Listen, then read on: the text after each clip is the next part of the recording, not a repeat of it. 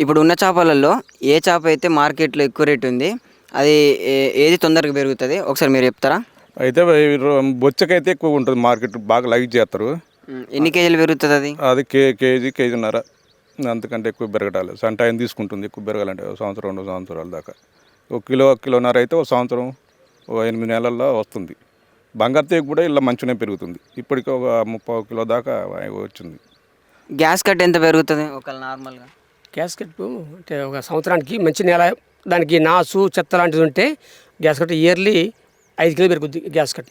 అది బాగా వేగంగా పెరిగేది గ్యాస్ కట్ ఒకటి. దాని తర్వాత రాగండే కానీ కట్ల, బంగారు తీగ, ఇవన్నీ ఒక నేలను బట్టి ఉంటుంది. గలస నేల అయితే చేప తక్కువ పెరుగుద్ది. మంచి మెత్తడి నేల అయితే రాగండే కానీ, గ్యాస్ కర్పు కానీ, బొచ్చే కానీ, మన శీల అన్నీ కూడా బాగా పెరుగుతాయి. మంచి నేల కావాలి. అయితే ఇప్పుడున్న చేపల్లో మార్కెట్ అనేది ప్రతి చేప ఇదివరకు మార్కెట్ కంటే ఇదివరకు కలకత్తా వగేరా వగేరా పోయేది. వాళ్ళు లోకల్గా ప్రతి చేప కూడా 150 నుంచి 200 అమ్ముకుంటున్నారు చేప. బంగారు తీగ కానీ, గ్యాస్ కర్పు కానీ, లేకపోతే కట్ల కానీ, మెరగాల కానీ, మోసు కానీ, అన్ని రకాల చేపలు కూడా ఇదినే ఉన్నాయి. మంచి నేల అయితే చేప ఇయర్లీ గ్యాస్ కట్టు ఇయర్లీ 5 కిలోలు పెరుగుద్ది. అది వేగంగా పెరిగేది గ్యాస్ కట్టు. దాని తర్వాత కట్ల పెరుగుతుంది. కట్ల ఇయర్లీ 2 నుంచి 3 కిలో దాకా కూడా పెరుగుద్ది. ఈ గ్యాస్ కట్ పెరిగినంత స్పీడ్గా ఈ రవ్వ బొచ్చ ఏం పెరగదా? ముందు అది బాగా అదేంటంటే నాసు కానీ గడ్డి కానీ బాగా తింటుంది. అది మనం పెట్టే మేత కంటే మనం పెట్టే మేత సరిపోద్ది. దానికి ఏది దొరికిన తింటుంది, గడ్డి తింటుంది, నాసు కానీ అన్ని పిక్కొని తింటుంది, ఇది ఇస్తాయి. కాబట్టి బాగా అది అతి వేగంగా పెరిగేది గ్యాస్ కట్ట చేప. దాని తర్వాత ఇక రవ్వు, కట్ల, మోసు, ఇవన్నీ బంగారు తీగ కానీ ఇవన్నీ పెరుగుతుంటాయి.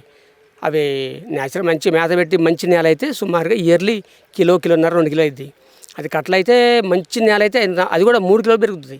కానీ మన భూములు కొంచెం, మనకి ఆంధ్ర భూములకి మన భూములకు కొంచెం తేడా ఉంది. మన భూముల్లో కొద్దిగా స్లోగా పెరుగుతుంది చేప. వీళ్ళకి పోయిన సంవత్సరం వీళ్ళు ఇక్కడ పెంచే రైతు కూడా మన రాములు గారు కూడా పెంచారు. కానీ ఈ కిలో ఆయన కూడా పెద్దగా అనుభవం లేదు దీంట్లో. అంటే వ్యవసాయంలో ఉన్న అనుభవం కానీ దీంట్లో కొత్తగా పెట్టుకుంటూ పోయినసారి దానికి పూడింది. కానీ ఈ సంవత్సరం పర్లేదు మెరుగునే ఉంది. అంటే ఏదైనా ఒకసారి చేస్తుంటే దానికి అనుభవం వస్తుంటుంది.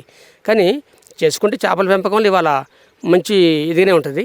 చేప పెరుగుద్ది. ఈ సంవత్సరం కూడా బాగానే ఇది కిలోన్నర 2 కిలో వస్తుంది చేప.